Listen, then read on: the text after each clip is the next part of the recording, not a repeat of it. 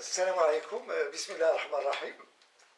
Donc on commence la leçon numéro 3 de physique, programme du premier bac international, option française, sciences maths et sciences expérimentales.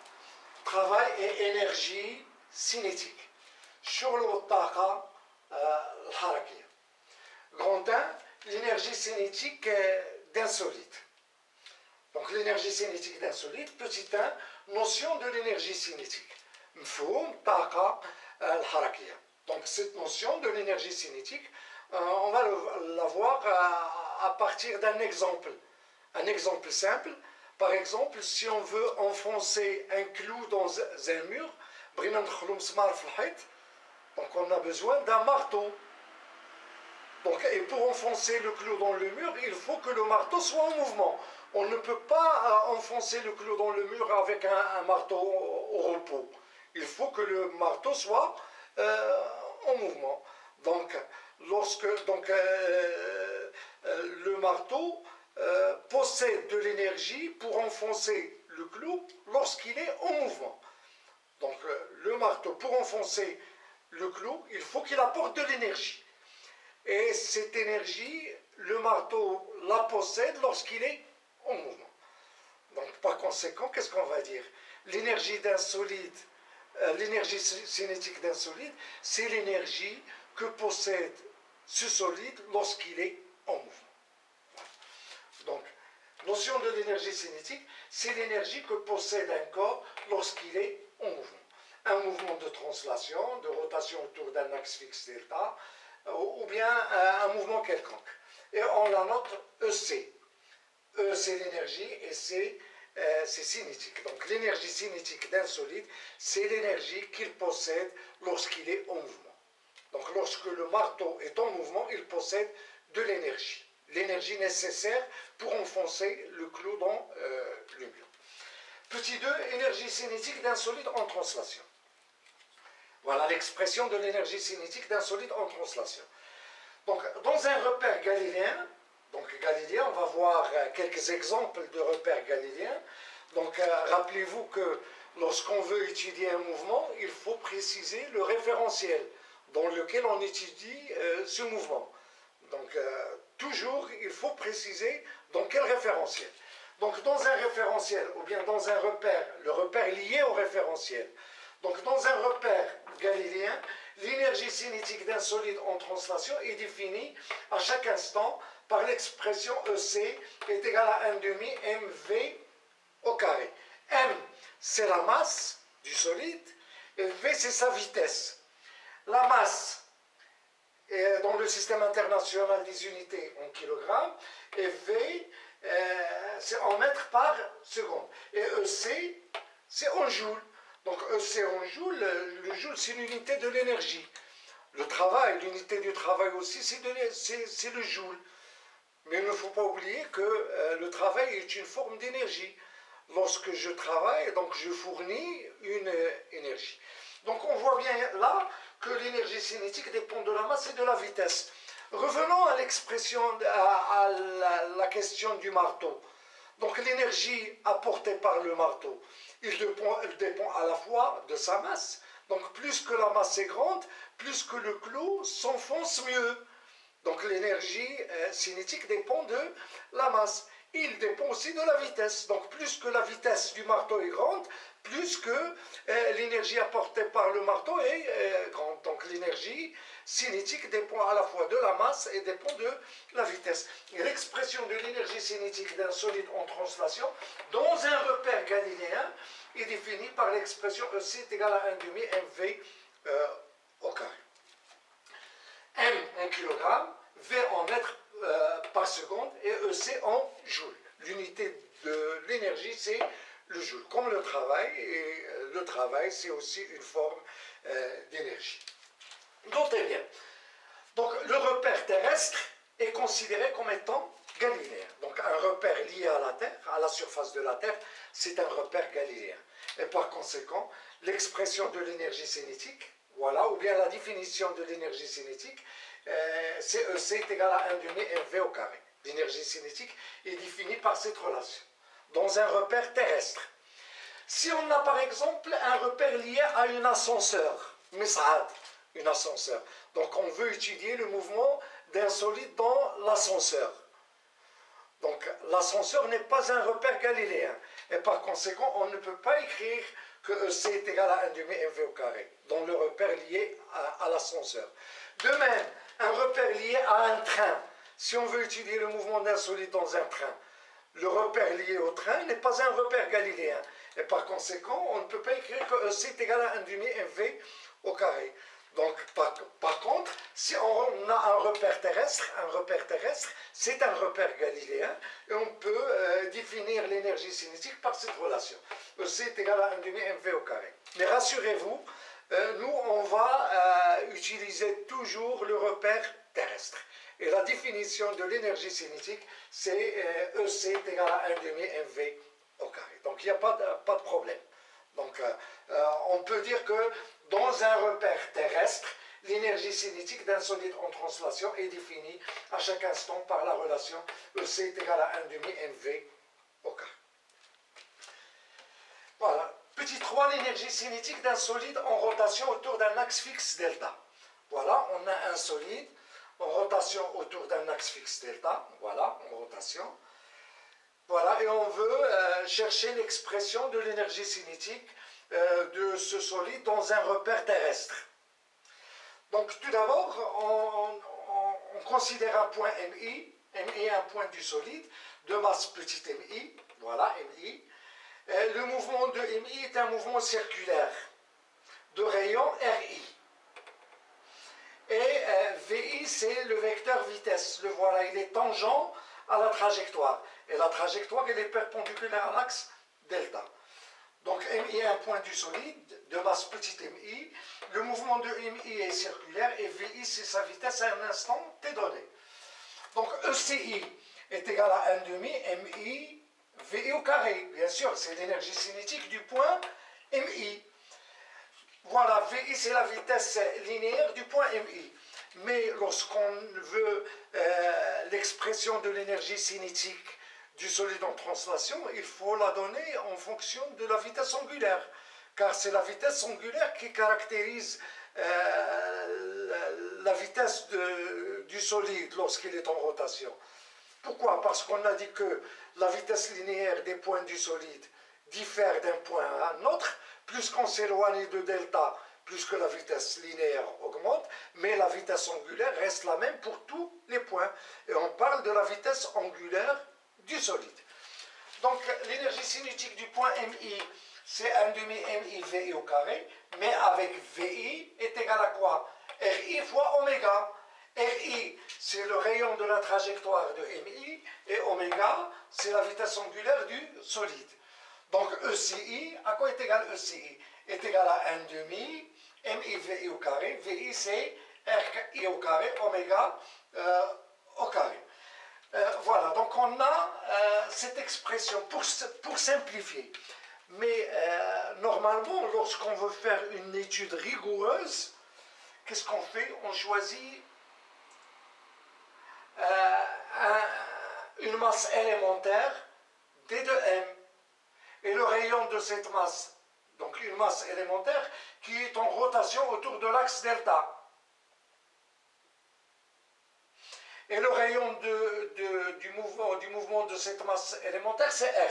Donc on écrit que l'énergie cinétique élémentaire, D de EC, est égale à 1 demi, voilà, 1 demi, D de M fois V au carré. Et V, ça varie d'un point à un autre. Et V à quoi est égal? Est égal à R oméga au carré, est égal à 1 demi D de M fois R au carré fois oméga au carré. Voilà ça, c'est l'énergie cinétique élémentaire. Et là, c'est la masse élémentaire. Mais nous, pour simplifier, on utilise cette écriture. Pourquoi, voilà, pourquoi il ne faut pas utiliser normalement cette écriture? Parce que lorsque j'écris, par exemple, EC est égal à la somme des ECI, l'énergie cinétique totale du solide est égale à la somme des ECI, cette somme est utilisée lorsqu'on a une somme discontinue. EC1 plus EC2 plus quelque chose chez Hajal est réellement tassé là. Mais nous, on a une somme qui est continue. Donc une somme qui est continue, donc on n'utilise pas cette expression, cette somme. Normalement, on utilise que EC est égal, EC, on ne va pas utiliser ce symbole, on utilise plutôt ce symbole. Et ce symbole, ça veut dire l'intégrale. L'intégrale, donc c'est pour ça qu'on n'utilise pas ceci. Voilà, EC est égal à l'intégrale de EC. L'intégrale, le symbole qui est S. S, c'est la somme. Voilà, une somme qui est continue. Donc, on va oublier ça.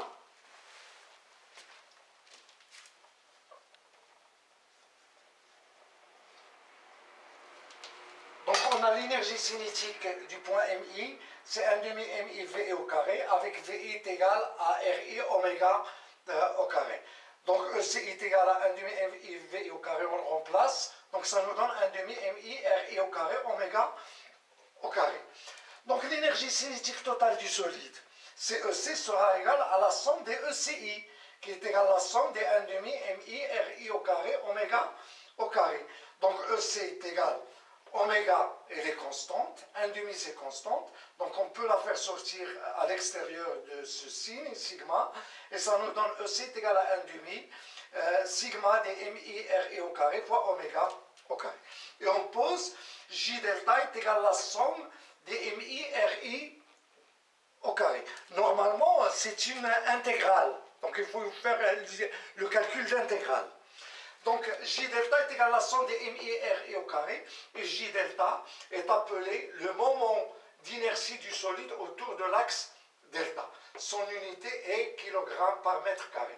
Donc, lorsqu'on fait le calcul de l'intégrale, on sait faire ces calculs.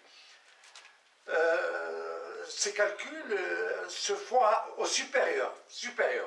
On sait faire ces calculs et on trouve des expressions. On trouve que G delta dépend de la masse du solide et de la façon dont est répartie cette masse autour de l'axe delta. J delta تتعلق بالكتلة ديال الجسم والكيفية باش موزعة الكتلة حول المحور دلتا. On fait ces calculs, on peut faire ces calculs. Je vais vous donner tout à l'heure quelques exemples. Donc lorsqu'on trouve J delta, on écrit que EC est égal à 1 demi J delta oméga au carré. Donc J delta راه كتعطى اللي كيهمني هي هذه. يمكن لكم تنساو هذا الشيء، هذا الكالكول هذا يمكن لكم تنساوه. Donc lorsqu'on a un solide en rotation, l'expression de l'énergie cinétique EC est égale à 1 demi J delta oméga au carré. J delta, ça s'appelle le moment d'inertie du solide autour de l'axe delta. Son unité est kilogramme mètre carré. Donc J delta d'unité c'est kilogramme mètre carré, oméga c'est radian par seconde et EC en joules. Voilà, ça c'est l'énergie cinétique d'un solide en translation. Et là, c'est l'énergie cinétique d'un solide en rotation.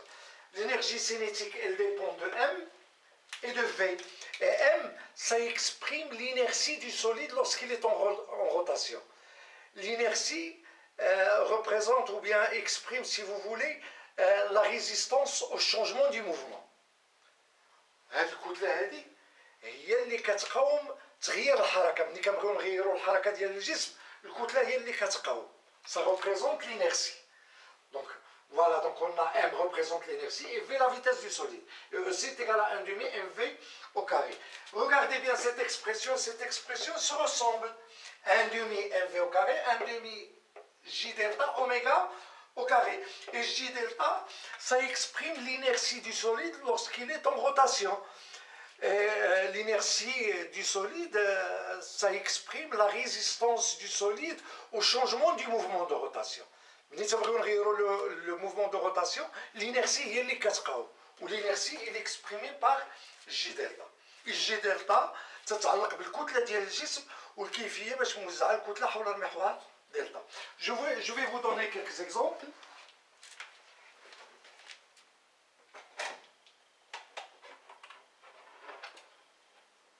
Voilà, moment d'inertie de certains solides en rotation autour d'un axe fixe delta. Si j'ai par exemple un disque homogène qui tourne autour de son axe delta, le rayon du disque c'est R. Donc J delta est égal à 1 demi mR au carré. Donc lorsqu'on fait ce calcul, mais normalement ce calcul d'intégrale, on obtient cette expression. Voilà. Pour un cylindre homogène, J delta est égal aussi à 1 demi mR au carré. M c'est la masse du cylindre et R c'est le rayon. Pour une sphère, J delta de rayon R, J delta est égal à 2 cinquièmes mR carré, 2 sur 5 mR carré. Si on a une tige qui tourne autour d'un axe fixe delta qui passe par son extrémité, voilà l'axe delta. J delta est égal à 1 tiers mL au carré. Et si l'axe delta passe par le milieu, J delta est égal à 1 sur 12 mL carré. L c'est la longueur de la tige et M c'est sa masse. Si on a un pendule simple qui est constitué d'un fil de masse négligeable, la masse de le fil négligeable, ou une petite boule qu'on peut considérer comme un point de masse M. Donc l'énergie cinétique, en appliquant cette relation, donc la somme des MI RE au carré, on a tout simplement une masse M. Donc ça nous donne c'est M fois L au carré. Donc l'énergie cinétique J delta c'est M L au carré. Mais rassurez-vous, on vous donne l'expression de J delta. Vous n'avez qu'appliquer cette relation. Si on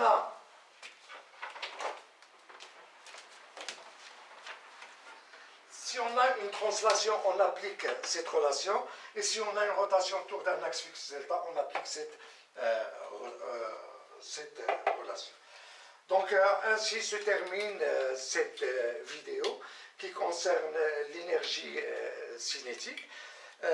La prochaine vidéo, je vais la consacrer pour faire quelques petites applications de calcul de l'énergie cinétique d'un solide en translation, puis un exemple sur le calcul de l'énergie cinétique d'un solide en rotation autour d'un axe fixe delta. Et la vidéo d'après, on va la consacrer pour l'étude du théorème de l'énergie cinétique. Ça veut dire lier les travaux, la somme des travaux, des forces exercées sur le solide avec la variation de l'énergie cinétique. Donc ça, on va le voir dans une troisième vidéo. Et la vidéo d'après, la prochaine vidéo, on va faire quelques petites applications. Donc si vous aimez ce contenu, faites j'aime, partagez la vidéo et s'abonnez à la chaîne. À bientôt.